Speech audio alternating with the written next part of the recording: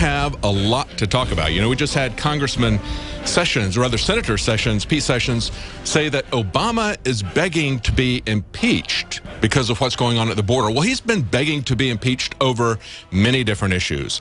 We now have a faux congressman, Eleanor Holmes Norton, a non-voting member of the Congress from the District of Columbia, where they don't have Congress people. She's saying that we don't have a right to know what's going on because in our form of government, that doesn't happen. Well, maybe that's the way it's going to be in our new form of government. So we've got the Obama administration signaling that they're going to take executive action on the border on immigration, and actually came out and said, this is Dan Pfeiffer, who has been with the Obama White House since the very beginning. He said, the president acting on immigration reform will certainly up the likelihood that the Republicans will contemplate impeachment at some point. Yeah, they're kind of laying that out there, begging for that to happen. Yet, is this, in this chess game, is this something that we should just wink an eye at and say, well, that's fine, we don't want to rock the boat before the elections, or do we stand on principle? Now, Sessions is saying he wants you to light up the phone lines at the Congress, at the Senate, at the congressional delegations for your congressman. He wants you to call them and melt it down. We want you to call in today and let us know what you think about that, what you think about is going on at the border. We're going to have some clips from our reporters down at the border. Joe Biggs is down there with cameramen. They're taking a look at the border. It's pretty amazing to see exactly what this fence looks like. Is that the way we stop this? Do we build a fence? Do we send the military? Do we increase border patrols there? Do we militarize the border patrol? What's the right way to tackle this? We want your opinions on this as well. I've got some ideas. We're going to talk about that as well. We're also going to talk about some major court victories for the Second Amendment, as well as an illustration of what happens in the same situation, 2 years apart, 2 shootings, both in Pennsylvania, both in a psychiatric ward. A patient comes in and starts shooting people, but 2 very different results based on whether or not people have concealed carry or not. And it also raises a question as to what's going to happen to someone who defends himself and defends other people when it is prohibited to have concealed carry in that area. Now, we also have a court decision that's come down in Washington, D.C., and that's a very important decision there, and it illustrates a lot there. The District of Columbia, just like Chicago, has done everything they can to prohibit the exercise of the Second Amendment. And we need to understand that if you're allowed to technically have guns, but you've got to keep them locked up at home all the time, that is what is an infringement by definition in the Second Amendment. If you're not allowed to use your guns, that is an infringement. And of course, it's not just an outright ban on taking them out of your home. There's a lot of different ways that the Second Amendment, that your fundamental right that transcends our governments, that transcends the Constitution, that our governments and our Constitution were created to protect those rights that we have from God, our right of self-defense, whether that is from criminals breaking into our home or from a criminal government. Those rights come from God, and they were recognized in the Second Amendment, not created by the Second Amendment.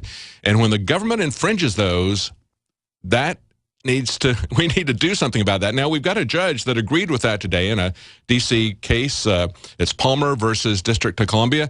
Remember, it was back in 2008 that it was Heller versus D.C., where they essentially said that you could own guns. They had outright prohibited guns up to that point, and they finally said, no, you can own guns. But then they so restricted it that you didn't effectively have any rights at all. Well, this is a 5-year battle that is just concluded with a federal judge saying, yes, you can carry guns in the District of Columbia. Now we'll see how else they infringe it. Stay with us. We'll be right back. We'll take your calls at 877-789-2539. That's 877-789-2539. I've always believed in nutrition and herbs. Super Male Vitality was developed to activate your body's own natural processes instead of using synthetic chemicals, sourced from powerful organic herbs, harvested around the planet, and then concentrated for maximum potency.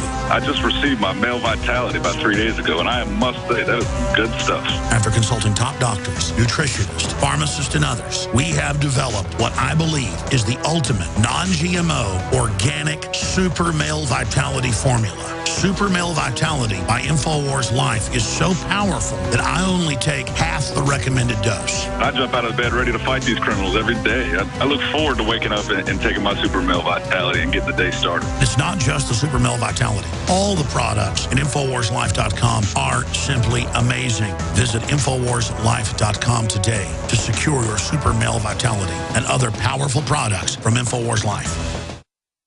Hi, I'm Janet Napolitano, Secretary of the Department of Homeland Security. Homeland Security begins with hometown security. It seems apparent that our citizens are staying off the streets, which may make scoring particularly difficult, even with this year's rule changes. To recap those revisions, women are still worth 10 points more than men in all age brackets, but teenagers now rack up 40 points, and toddlers under 12 now rate a big 70 points. The big score, anyone, any sex, over 75 years old, has been upped to 100 points.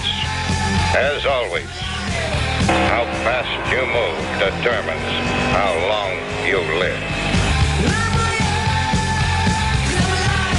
Resistance to tyrants is obedience to God.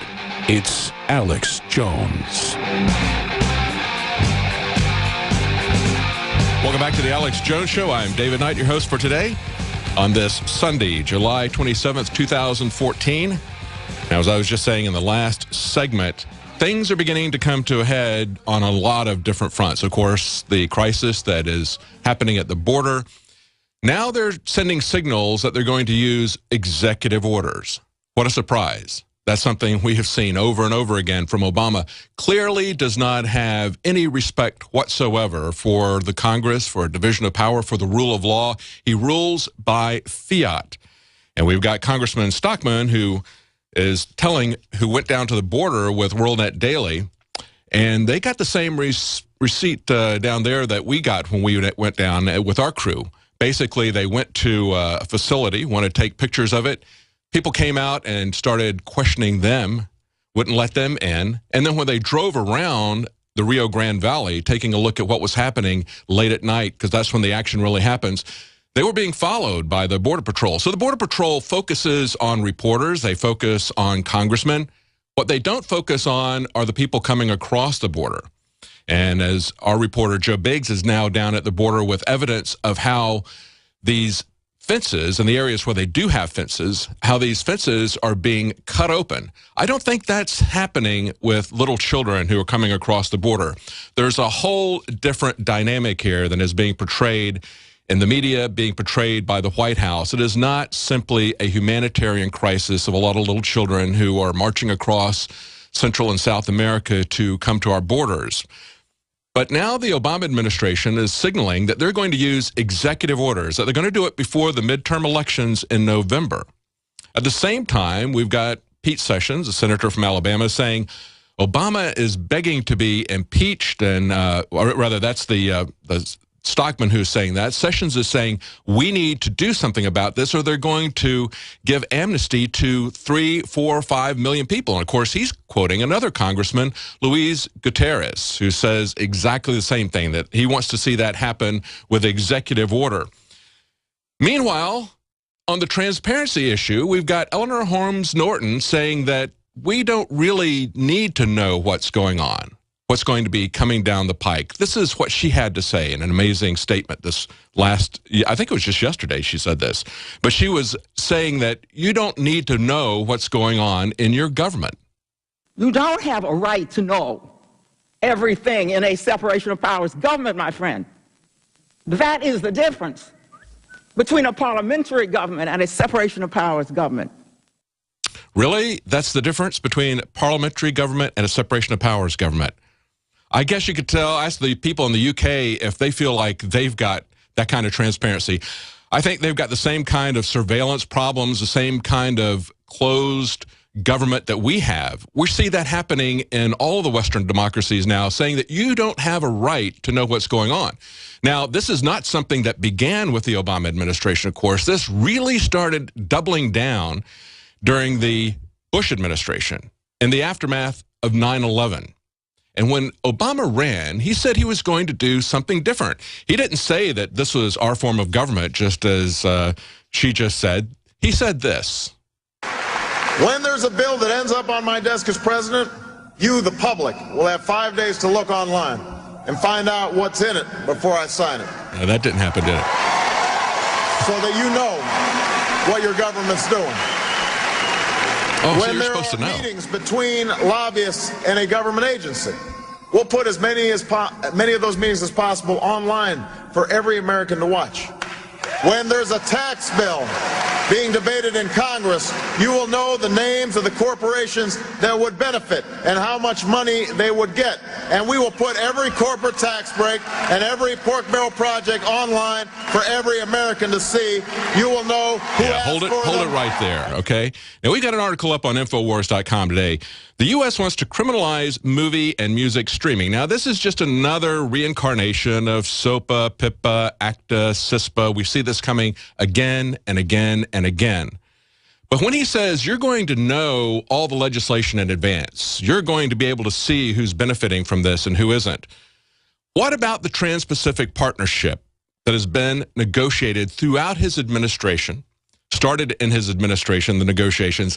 That's being done in secret by corporate lobbyists, and they are going to incorporate the aspects of SOPA, PIPA, CISPA, all these failed measures to try to enact surveillance and web control via copyright administration. See, that's the beard on it. And actually, there will be some usefulness to the movie and music businesses. They're driving this, but it's going to be used for a lot more than that. If you give them the power, you will not have your day in court. You will just have your website taken down, or you'll be banned from the internet merely by accusation. They're not going to give you due process. They're not actually going to give you a day in court. They're just going to be able to immediately shut down a website based on accusation. And this is what's being negotiated in secret by the TPP. Now, Obama has sent his trade representative down there with fast-track capability, and we are not allowed to know what's happening there. Not even senators and congressmen are allowed to know what's going on in these bills. It's kept totally secret from everyone. There is no transparency whatsoever. Now, as we look at this, and I want to get your take on this, because we said that that Senator Sessions wants people to call in and melt down the phone lines of the House and the Senate. We want you to let us know what you think about impeachment. Tell us what you think about what's going on at the border. What's really behind this? How do we control this? I want to go down. I want to show you what's happening at the border, and I want to get your take on this. Is it something that we can address simply by force, or is there another way that we address this? What is driving this? What is pushing people from that area? What is pulling them in? What is attracting them? The number, if you want to call in, is 877-789-2539. That's 877-789-2539, or that's Alex, 789-ALEX, 877-789-ALEX, if you want to remember it that way if you're driving in your car. Now, there was an article that was up on the Drudge Report yesterday from Paul Joseph Watson.